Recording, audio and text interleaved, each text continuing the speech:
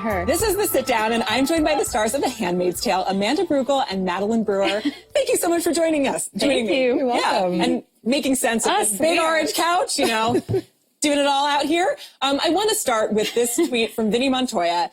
2018, The Handmaid's Tale, dystopian fiction. 2019, The Handmaid's Tale, documentary. Yeah, it's a mood. So, Amanda, starting with you, when this show first began, did you expect it to hold such powerful cultural relevance? No, not at all. No, I mean, I thought that we were going to have a very different president when the show first started, and then it was about a month and a half in, and it changed narrative. No, we couldn't possibly have imagined when we signed up that we would be so much a part of everyday conversation because of how similar the show is to reality right now. But I think that it's necessary for the show to keep pushing on the issues and keep as strong as the season is, especially the third season, just about fighting and resisting. I think it's really important because it gives an audience a chance to discuss it. It gives women a chance to see how powerful they can be when they unify. So it's great for the show. I just don't know if it's great for life. The world. Yeah. How about you? I mean, yeah, the same. I didn't ever expect to be a part. I didn't ever expect for the show to have the influence and to be so haunting. I mean, it's like, it's become that the show is difficult to watch because of the parallels that a lot of people draw between the show and between our everyday lives. Even Maddie and I were on set just last week, and we were just sitting in the costumes talking about how weird it is to scroll through our Instagram, seeing people use our costumes as means of protest. Yes. We're in the costumes. Yes. And at first they used to be costumes that were ours, and it's just like but now it's like it's been taken by the world as sort of this one massive uniform to protest. And it's flattering, but it's also... It's haunting. It's not what I wanted. No. You know, I'm glad that it's become a symbol, and it's become a symbol of resistance, because I think it is also a symbol for women to say, you know, we will not go back, and we're not going. This is not where we're going to head. We refuse to let this happen, and we're resisting it. And I think that it's a powerful symbol, and it's, you know, you see the Handmaid's Tale, you see the red, and you see the bonnet, and you immediately know what they're saying. Yeah. I'm glad that it's become a symbol, and but I didn't expect it. Well, I mean, you know, just in thinking about sitting there in your, you know, costumes, seeing those parallels, has working on the show impacted the way that you think about politics and activism yourselves? Yes. Yeah. Yes. I mean, yeah. Significantly. Just in being given a platform and being now raised on a platform where people are more willing to hear our voice, feeling a greater responsibility to be active within my community, particularly within my community when it comes to women of color. There's sort of a responsibility that's been thrust upon us, and I'm grateful for it, because before I don't know necessarily if people would have tied my voice along with political activism. But now, because of the show and my attachment to the show, it's given me just a little more power to be heard. I just have a bit of a louder, larger platform, and it's nice to use it. Mm-hmm.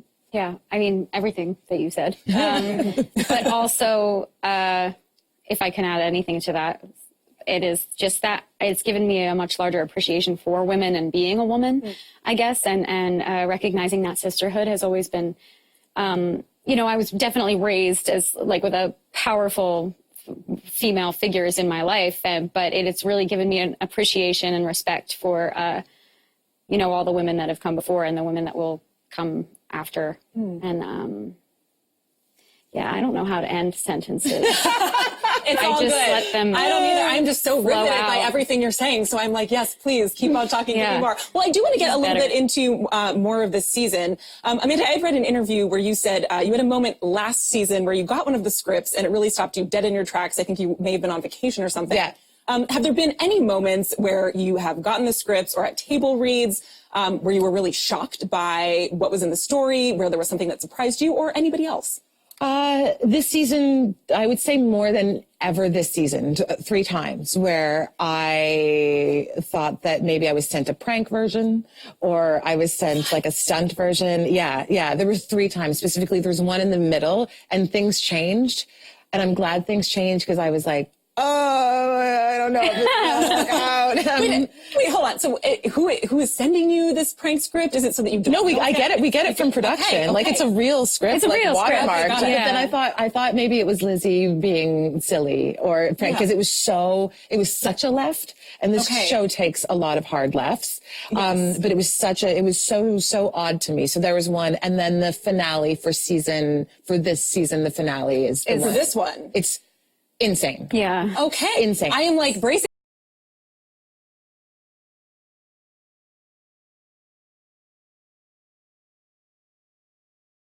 I feel like it's Game of Thrones like level territory. Really? Yeah. Okay. Level like suspense, I guess. Suspense yeah, and like the very- production and like just This year there's dragons. So no, I'm just joking. I'm just joking. Well, your character Janine has some of the most intense and affecting scenes in previous seasons. I mean, what is it like for you to get some of these scripts and read through some of those moments? This year, okay. Janine goes through it this year a little bit. Janine has been going. I mean, not that through she it. hasn't gone through it in past seasons, but she really goes through it this year. I didn't think they could make it worse, and then they just doubled down. So thanks, Bruce. Yeah, and it's even more just as like a viewer, because I do watch the show and I enjoy the show, but it's just heartbreaking what they do to that poor girl. I mean, and to all of them, everybody. But yeah, Janine especially for me is particularly heartbreaking. I feel obviously very close to her, but and this year they really lay it on thick. Okay. Well, I think one of the things that you're getting at is just the intensity of this show and watching it. And earlier you mentioned that, now it can be difficult for people to watch the show because of everything that's happening in the real world. And your character, Rita, has some really intense scenes with Elizabeth Moss. But then also, I've heard that she can be really fun to be with when you're working on set. So what is the dynamic like? Lizzie? Yeah. What is the dynamic like on set? What is the camaraderie like, especially when you're working on such tense and intense scenes together and then you step off? It's fantastic. It's wonderful. Like we're all friends outside of the show. Maddie calls me mom. I do. Like and we've never been on set together until this season. But because we do a lot of things together and because we have such respect for one another and each other's work, I think it's created this lovely bond outside. So that translates onto set. So I still like to prank Elizabeth. It's my favorite thing to do. It's my favorite. If I switch a line or I will do something once a take, I'll do something to see if she'll notice. And then she notices every time and tries to make her laugh. It's just that we just try to, now we're so comfortable season 3 in, we just try to really mess with each other. Really. Yeah. At the end of the day, if we can spice it up. You got to find your moments of levity wherever you can. So thank you both so much for joining me. Thank you. It was delightful to talk to you. You're welcome. And you can catch the first 2 episodes of The Handmaid's Tale season 3 on June 5th.